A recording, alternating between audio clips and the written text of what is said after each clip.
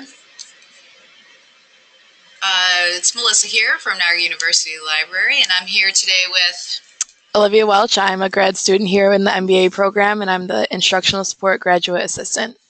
So today what we're going to do is talk about our favorite engaging classroom tool, Kahoot, because it does offer easy engagement in assessment. So this is us here in the office, just hanging out. So we want to talk about what is Kahoot. It's a collection of questions on specific topics created by teachers, students, business people, and social. Wow, this screen is in the way. There we go. Social users. Oh, I'm sorry. It's our first time using this today. There we go.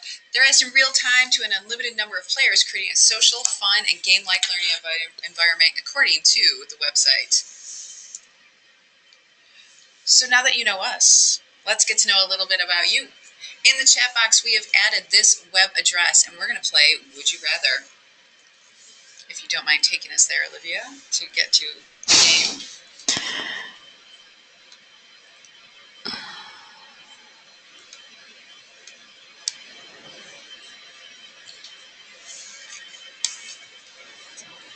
All right, so go ahead, grab your device, and enter this game pin, please, at kahoot.it.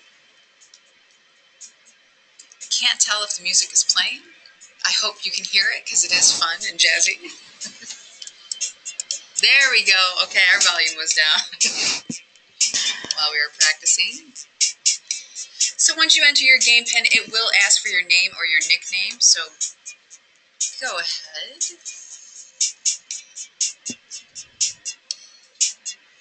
Any nickname use adds a little fun to the classroom. Students have a good time with this. What is your nickname when you play, Olivia? Sometimes I use Liv. There you go. Or Owl. Or OCAT. OCAT? Yeah, that's good. Oh, Steph is on the board, and I believe you are our only player as of now. So thanks for coming today, and let's begin the game, Olivia. Okay, so we're going to play a little game of Would You Rather. We want to get to know you today and our audience. So please, Steph, would you rather have more time or have more money? There's 30 seconds on the clock. If you need it, it doesn't look like it. Okay, have more time. Well, would you rather live in the past or live in the future? Dun, dun, dun. I myself agree. Okay. Live in the future. Would you rather be feared or be loved? Be loved. Yeah. Okay. Oh, yep. Yeah. We have to do it before we see the results, Okay. just so it's fair. Would you rather have a wand or have a lightsaber? Uh-oh. A wand. Yeah, no, a wand for me as well. Oh, okay. It's a good thing we're online. And Star Wars too. Would you rather have stacks of cash or have superpowers? Superpowers. Okay. I agree with you. Oh, and Steph's in the club too. All right. Well, thanks so much for taking part. We're going to go ahead and get back into the presentation, but that's how Kahoot works. Quick and easy way to get to know someone, and Olivia is going to start with our top 10 reasons why we like Kahoot. So to start with number 10, it's very budget friendly. Kahoot was created by a student who was completing his degree. Currently it's free for schools and for personal use, and you can create and host Kahoots and search among millions of ready-to-play games. There is the option for businesses and corporations to buy it, but that's mainly so it can stay free for schools and anyone to use it on their own time. Yeah, in fact, it has been played in all but 3 countries in the world, so that is their mission, to bring education to all. So number 9 is that Kahoot's very user-friendly. Players match corresponding shapes and colors on their phones and computers to answer options on the screen. Kahoot can be easily shared via email or social media, and you can also elect to make them public or private. So number 8 is that you have many options as the creator of a Kahoot. So we're going to start with the quiz. You can introduce, review, and reward students. So the features of this is to assign right and wrong answers, toggle points on and off, and in between questions, a scoreboard will show the current top scoring players. You can use quizzes to introduce new topics, review material, and it's a fun and rewarding learning experience. So next is the survey, which is what we just played, and this gathers opinion and insight. Surveys do not have right and wrong answers. There's no point system or scoreboards, but a graph will appear in between questions so you're able to see who answered which one. And surveys can be used to find out what participants already know without competition, and then the bar graphs can be used to guide conversation at the end. So next is the discussion. This initiates and facilitates debate, and this is identical to survey, but you are limited to one question. Discussion aims to get you through building the question and into hosting it quickly. The one downfall that we see with discussion, though, is that many students are excited when they see Kahoot. So you may want to, so with only one question, they may get a little upset. So at the end of the class, you may want to do a quiz or a survey just to have them have some fun with it. And then lastly is Jumble, which is really new to Kahoot.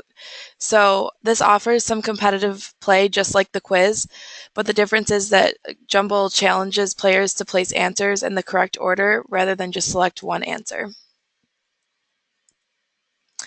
So then another option is that when you begin the game, you select whether you want to be played player versus player or team versus team. And we recommend player versus player in the classroom. So this allows for all students to participate. Team versus team we see it as good if you're limited on devices, but the downfall is that you're always going to have some students participating more than others. So if everybody does have a device, we recommend player versus player. So then number 7 is that Kahoot is very easy to use from the backend perspective. So when you're developing your Kahoot, it's a very simple task. So you just start off by typing in your question, and then you set your time limit. And then you have to enter at least 2 answers, but up to 4. And then you can also enter some media along with the question. So that brings us to number 6 with the images and videos. This allows you to create a more creative Kahoot. Videos add more engagement.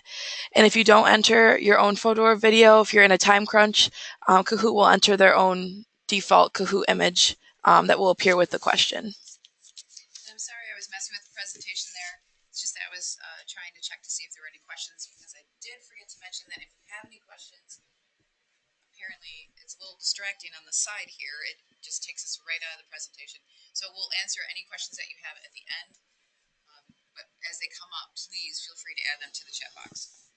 All right, moving on. So here's an advanced game option that is on the front of the screen. It's right underneath classic versus team-based, and this is a screenshot of the ones that I have enabled and I find are useful. So I'll go over this a little bit.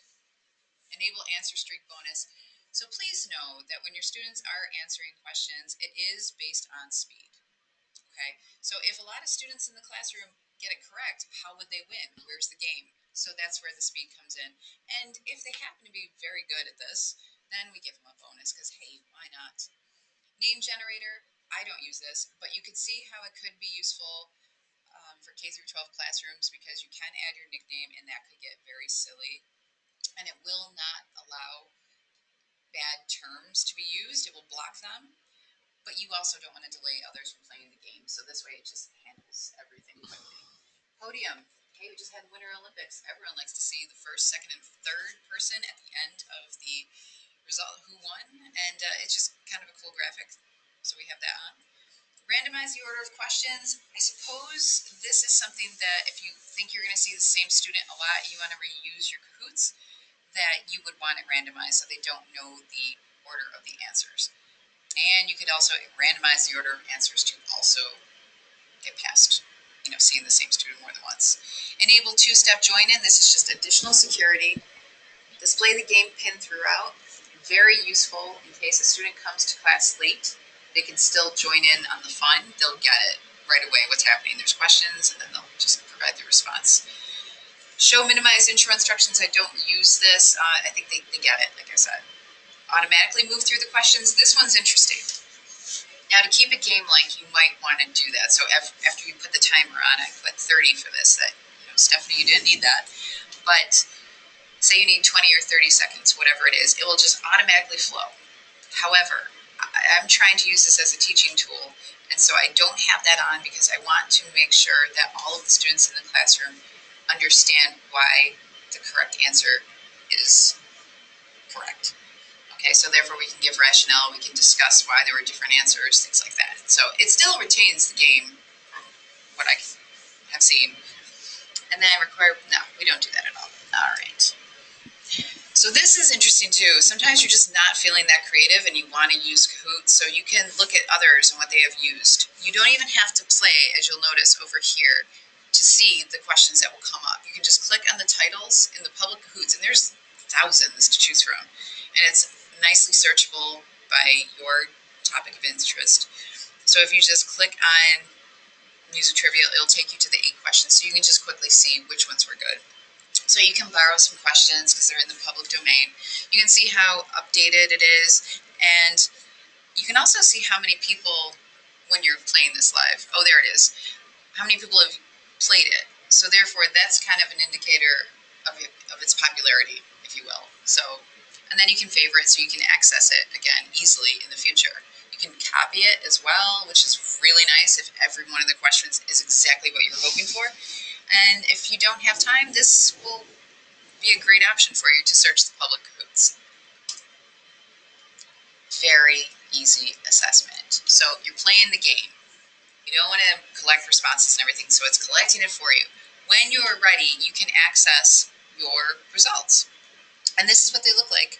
It's an Excel file, and it will tell you in the executive summary here, we're looking at the overall performance. So in this one, my 9 players had 4 questions this past February 1st, and on average, the entire class got an 88%. The score, I mean, they give their random scores for each points, whatever. I don't know. I don't understand the scores. It's just that I know one is bigger than the other, and that's how you win. So I just let them do whatever they want with the points, but I know you can change that too if you want it. And then they did a really good job. And this is what it, like, at the bottom, you'll see all of the questions broken down. So this is question 2. They had 20 seconds to answer, and only one person was incorrect. And you can tell exactly who it was and what their response was. So if you find that a student or your class got one question wrong, like all of them, you can tell if that's a bad question or not that you made. So it's really useful. How long did it take for them to answer it? So it's pretty detailed information and very, very useful. Please know as well, when you are, every time you play a Kahoot, so this one's called From Topic to Research Question, it will give you the, sorry, my phone's ringing. It will give you I'm losing my train of thought because that phone. It's going to give you, just the class results. But you can go to the raw report data to see every time that you've used this game, you can compile it together to see in general, not just the class, but everyone who played the total score. And this is what happens at the end. We did not do feedback today, but you can see, I usually take it off the screen so I'm not seeing everyone's results at the time.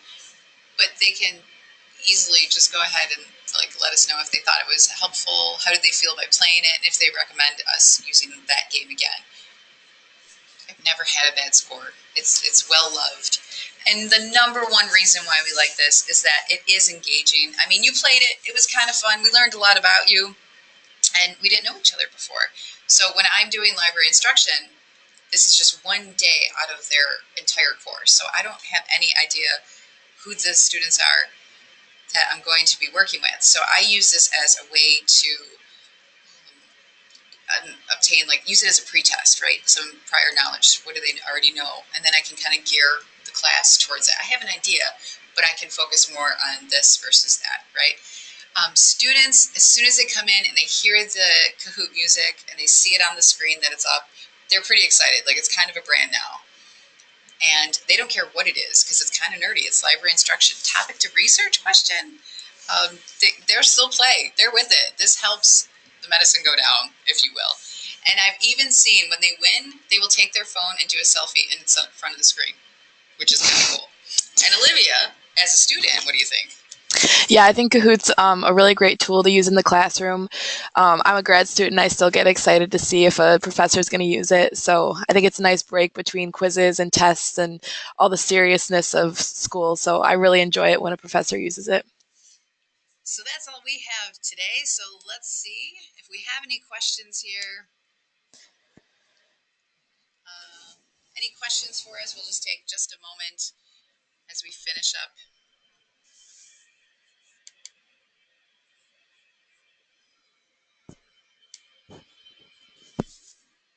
No questions today. All right. Well, please let us know if you have any questions, because I'm sure that you're going to go ahead and use this now.